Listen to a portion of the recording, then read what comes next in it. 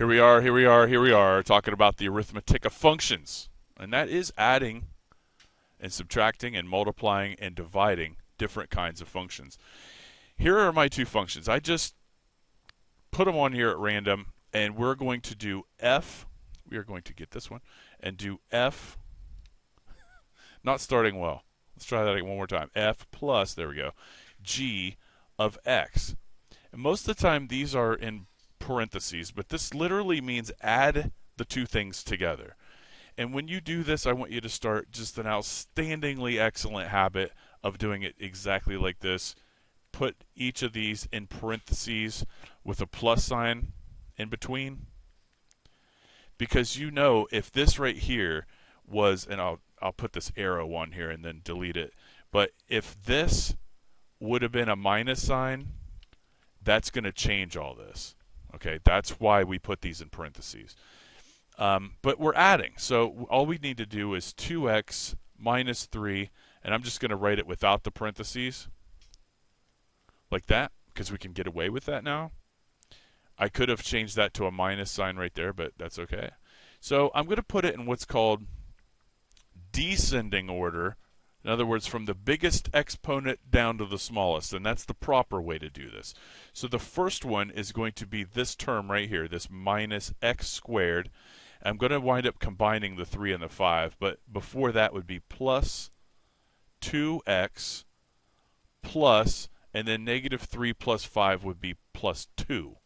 And that would be f plus g of x.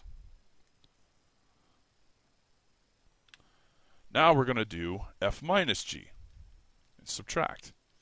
And we're going to pick up the pace here. So we're going to write these two things down again. We're using the same functions.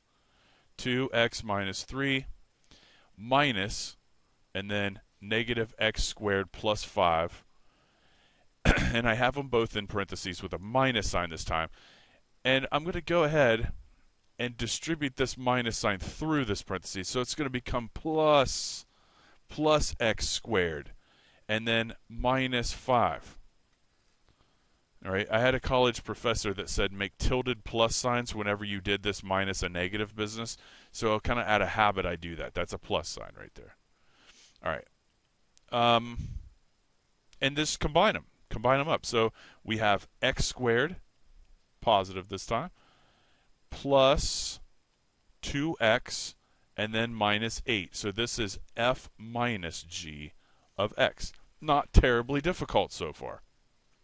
All right, let's look at f. Why that does that is a mystery. Here we go. And we're going to do f times g. I'll change the color. I only have two colors, unfortunately, to let me fix my projector. So we're going to go with black because my choices are blue or black. We're going to do f times g. You're going to make that a solid dot there, not an open circle, because that does mean something else we'll talk about tomorrow. But f times g of x. So we're going to write 2x minus 3 in parentheses, and then back to back that. And you know you're going to have to FOIL on this. You have to FOIL, F-O-I-L, anytime you have two unlike terms multiplied together, or when you're doing something like x minus 2 squared, but that's just going to be x minus 2 times x minus 2. So that's when you have to FOIL, when you have two groups of unlike terms multiplied together, as we do here.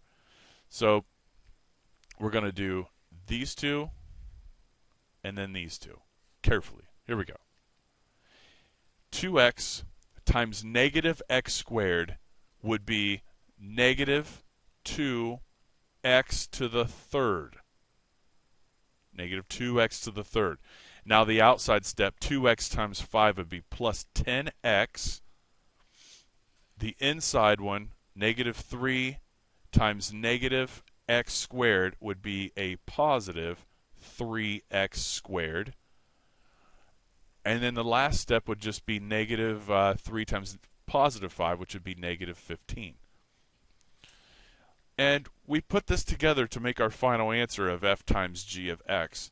And nothing will combine because there aren't any like terms, but they're all different. And we're going to put them from highest exponent to lowest. This is the proper way to do it. So 2x to the third, and then plus 3x squared plus 10x minus 15.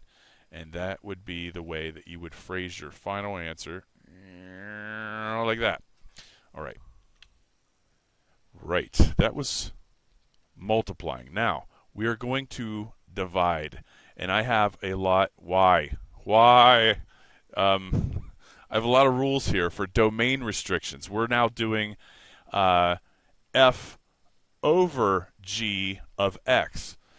And if we turn these back, if I just click this, and of course the thing will pop out because nobody seems to know why.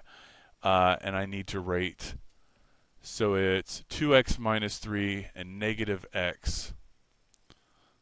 So it would be like this. Oh my gosh, what a disaster. This is just fantastic. So on top, it would be 2x minus 3. And on the bottom, what is that? Negative x squared plus 5. Okay. You really can't simplify anything here. That's the answer. It's like boom, done, right there.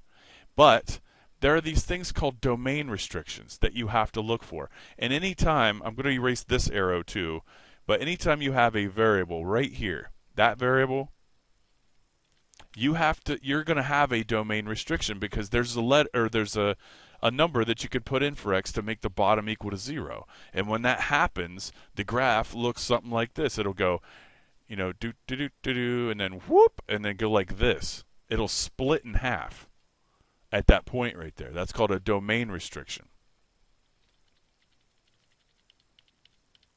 There we go. So I'm going to show you how to find a domain restriction, and I got the steps right here. Bless you. Set the denominator equal to 0. So we're going to write the denominator. Here it is.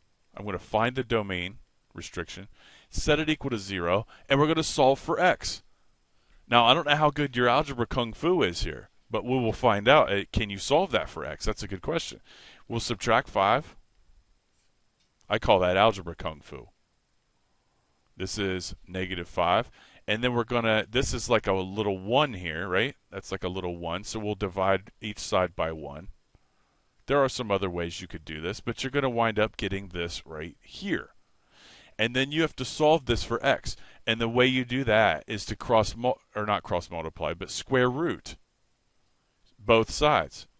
And so the square root of x squared is x, and that equals, of course, plus or minus radical 5.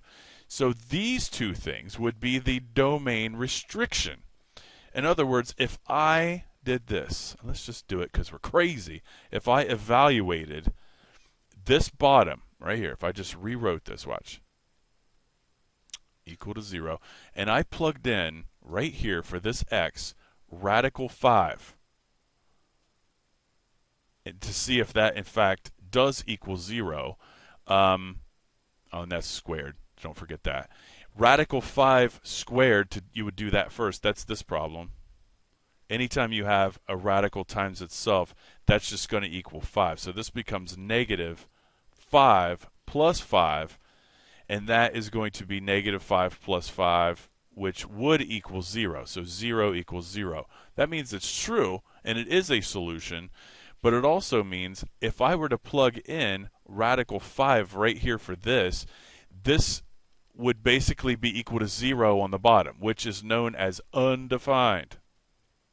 And there's another video on the website of why that is. You should probably watch that too. I'll show you it later. But this is a domain restriction.